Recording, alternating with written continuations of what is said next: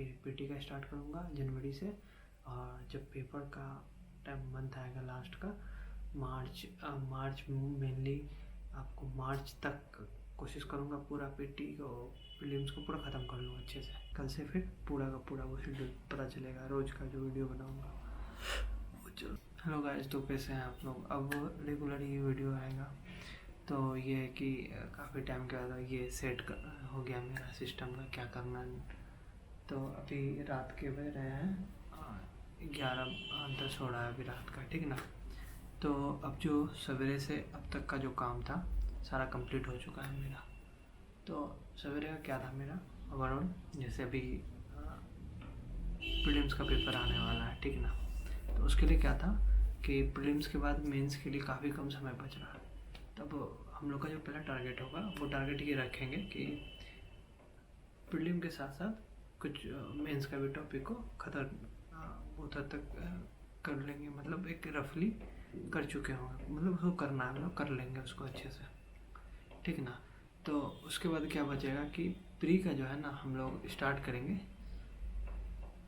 2 या 3 जनवरी से स्टार्ट करेंगे प्री का। स्पेशली सिर्फ प्री का चलेगा। उस समय करंट डेली मतलब करंट अफेयर्स चल रहा होगा उस समय। प्री का जितना भी है वो डेली का लेक्चर लगाना, डेली का जो क्वेश्चन है वो सॉल्व करना। और उस समय क्या होगा कि बहुत सारा कोचिंग इंस्टीट्यूट का टेस्ट भी स्टार्ट हो चुका होगा तब तक। जनवरी से मेनली बहुत सारा अभी भी बहुत सारा टेस्ट चल रहा है, पर उस समय क्या है कि जैसे नेक्स्ट IAS हो गया, विजन हुआ, इन सब का उस समय से स्टार्ट होगा। तो उस समय से और टेस्ट देना स्टार्ट करेंगे। अगर आप ऑफलाइन कर रहे हैं तो दिल्ली में रह के कर रहे हैं तो आपके लिए बेस्ट है कि कोशिश कीजिए ऑफलाइन सेंटर पे जाके पेपर देना, ठीक ना। नहीं अदरवाइज को और भी रिसोर्सेज है जहाँ से आप जब आप ऑनलाइन करने जाएंगे वहाँ पे काफ़ी बुक स्टॉल है जहाँ पे आपको अच्छे इंस्टीट्यूट का जो भी बढ़िया टॉप इंस्टीट्यूट है सबका मिल जाएगा आपको वहाँ पे टेस्ट पेपर। तो वहाँ से आप टेस्ट पेपर लीजिए, उसको लगाइए, उससे आपको पता चलेगा कि आप कितना मतलब पढ़े हो या कितना किस सब्जेक्ट में कौन सा पोर्शन वीक है आपका। पेपर देने के बाद ही आपको पता चलेगा कि क्वेश्चन का किस टाइप से क्वेश्चन पूछा जा रहा है पेपर में।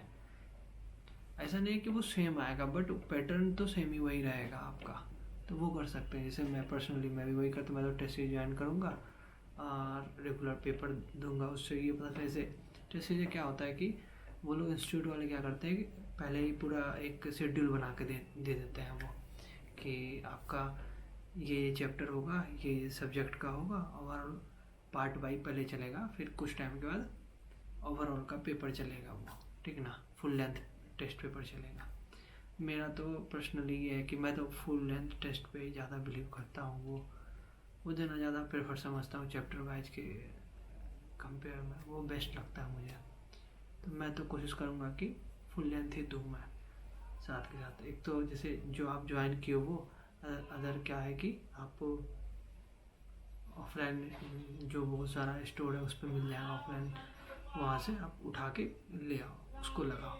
अदर इंस्टीट्यूट का भी लगा सकते हो। उससे क्या होगा कि आपको काफ़ी सारा वैरायटी ऑफ क्वेश्चन से मिल जाएगा, वो सही है, वो लगा सकते हो। मैं भी यही करूँगा अभी स्टार्टअप। तो अभी ये मंथ जो दिसंबर का पूरा ये दिसंबर का टाइम चलेगा, इसमें मान लो GS3 GS2 GS1 की कंप्लीट कर लूँगा। जैसे मेरा ऐसे कंप्लीट हो चुका है, इथिक्स भी कंप्लीट हो चुका है मेरा, है GS1 2 3 ये तीनों को करना है, इस बीच में कर लूँगा। उस फिर जो थोड़ा बहुत बच जाएगा मान लो जनवरी में, तो उसमें पूरा प्री ही चल रहा होगा, पूरा प्री का प्रिपरेशन चल रहा होगा। तो उस समय क्या है कि बीच में टाइम सेट करूँगा, कहीं पे भी 1 घंटा या 2 घंटा दूंगा। रहा ऑप्शनल का, तो ऑप्शनल का रोज़ का सोच रहा हूँ कि ऑप्शनल रिवीजन करूँ। ऑप्शनल तो पढ़ चुका हूँ मैं, जैसे मेरा एंथ्रोपोलॉजी मेरा ऑप्शनल है, तो उसका मैं करूँगा रोज़ का। उसका क्या करूँगा, रोज़ सोने से पहले एक थ्रोली रिवीजन करके उस पर फिर जो क्वेश्चन है वो, जैसे सर का जो मिलता था क्वेश्चन हम लोगों को, तो उनका क्वेश्चन लगाऊंगा मैं वहाँ से। रोज़ का आंसर राइटिंग ज़्यादा नहीं, 1 से 2 क्वेश्चन रोज़ लगाऊंगा। उससे क्या है कि उससे थोड़ा बहुत इम्प्रूवमेंट आएगा। बहुत सारा लिखने से बहुत सारा चीज़ रिवीजन हो जाता है तो याद हो जाता है। तो वो फाइनल पेपर में वो काम आ जाएगा मेरा तो यही रहेगा जो प्रोसेस रहेगा ओवरऑल। तो अभी मैं जो भी कहा था अभी एक शॉर्ट में बता देता हूँ। अभी जैसे चल रहा है, ये दिसंबर का महीना चल रहा है, तो अभी क्या करूँगा मैं कि आराम से ये पूरा का पूरा अभी मेंस का कुछ टॉपिक को कंप्लीट करूँगा। जैसे मेरा एसए कंप्लीट हो गया, एथिक्स कंप्लीट हो गया, GS1 GS2 GS4 है, एथिक्स तो वो कंप्लीट हो चुका, GS1 2 3 ये 3 करना है। तो अभी मैं कोशिश करूँगा GS3 थोड़ा बल्कि है, तो पहले GS3 को पहले निपटाऊँगा, ठीक है, ज़्यादा वो बढ़िया है। GS3 को पहले, फिर GS2 का करूँगा, फिर GS1 पे आऊँगा, लास्ट में एंड में GS1 करूँगा। तो थोड़ा टाइम देता रहूँगा तो हो जाएगा वो तो कंप्लीट। साथ में ये है कि जब GS मेंस का कर रहा हूँ तो उसमें काफ़ी सारा टॉपिक भी आएगा, तो वो होता ही चला जाएगा आराम से। ये हो गया। उसके बाद जनवरी से स्टार्ट करूँगा करंट भी पूरा। अभी तो थोड़ा बहुत करंट कर रहा हूँ रोज का, उसमें क्या होगा कि प्रॉपर करंट कर रहा हूँ उसमें।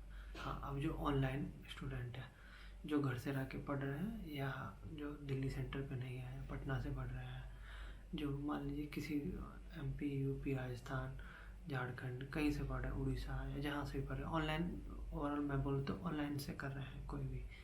अगर आपका कोचिंग इंस्टीट्यूट दे रहा है तो ठीक है, नहीं दे रहा है तो आप टेलीग्राम पे सर्च कर सकते हो, वहाँ पे बहुत सारा का पेपर पड़ा रहता है, वहाँ से आप डाउनलोड करके प्रिंट आउट निकाल के वो देते रहना।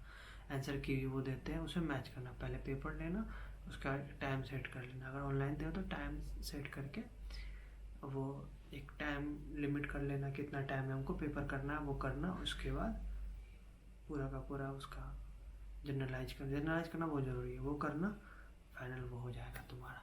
बस मेरा अभी तो जो मैं बताया पहले भी मेंस का करूँगा कुछ शॉर्ट वर्ड में। पहले अभी मेंस का कुछ टॉपिक किया हूँ, अब जनवरी से फुल टू प्रीलिम्स पे जाएगा मेरा फोकस। जनवरी से मार्च तक, ये फरवरी हो गया, ये टोटल जनवरी से मार्च, स्टार्टिंग जनवरी से लेके मार्च तक, एंड मार्च तक, मार्च या लास्टली 15 अप्रैल तक पूरा का पूरा ख़त्म हो जाना चाहिए। टेस्ट वेस्ट दे के सब कुछ ख़त्म, सारा जनरलाइज करके सब ख़त्म कर दूंगा मैं ओवरऑल। अब बचेगा उधर का जो समय बचेगा, जो मैं शॉर्ट नोट्स बनाऊंगा वो उस समय रिवीजन आएगा।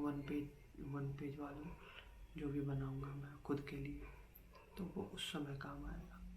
हाँ, जो लोग रिवीजन नहीं किए हैं कोशिश नहीं कीजिएगा 1 पेज बनाने का, उनको बहुत प्रॉब्लम आने वाला। उनको लगेगा कि ये छूट गया, वो छूट गया, ये हो गया, वो हो गया। पहले रिवीजन कीजिए, फिर आप बनाइए अच्छे से, वो खुद ब खुद बन जाएगा उस समय। अभी कोई कितना भी गाइड कर दे, ऐसे बनाना है, वो डालना है, ये डालना है, एंड में बिलीव मानिए उस समय आपसे नहीं होगा। या आपने कर लिया तो अच्छी बात है, पर मेरा एक्सपीरियंस रहा है कि वो नहीं होता है शॉर्ट नोट। वो लगता है नहीं ये भी लिख लो, वो भी लिख लो, सब लिख ही लेते हैं अप्रॉक्स में। शॉर्ट नोट्स कब बनता है जब काफ़ी सारा क्वेश्चन लगा लिए होते हैं, PYQ लगा देते हैं, MCQ बहुत सारा लगाते हैं, तो आपको लगता है कि PYQ लगाने के बाद कि ये क्वेश्चन में रह रहा था, यानी कि ये पोर्शन मेरे को बार बार ये है कि रिविज़न करना पड़ेगा, तो उस समय आप लिख लेना और वही 1 पेज में आ जाएगा आपका सारा का सारा, ज़्यादा कुछ नहीं। और करंट को भी कोशिश कीजिएगा कि लिख के, एक तो प्रिंट आउट वो देगा ही, कोचिंग वाला दे रहा है, ठीक है, अच्छी बात है। अगर आपका हो जाता पर उसमें कुछ हाईलाइट जरूर कीजिएगा एटलीस्ट, जो मेन पॉइंट है। और करंट तो बहुत ज़रूरी है, क्योंकि अगर उसको पूछना ही होगा UPSC को, तो एटलीस्ट वो अलग ही चला, करंट तो कम से कम हो जाना चाहिए अच्छे से सबका। बाकी बस इतना ही मैं बोलूँगा। बाकी thank you for watching my video and all the best. पढ़िए अच्छे से, और कल से मैं रोज़ मतलब ये टाइमिंग में वीडियो बना के अपलोड कर दूँगा, ताकि नेक्स्ट डे आपको मॉर्निंग में मेरा वीडियो मिल जाए और आप देख लें कि पूरे दिन, मतलब इससे पिछले दिन मैंने क्या पूरा का पूरा किया।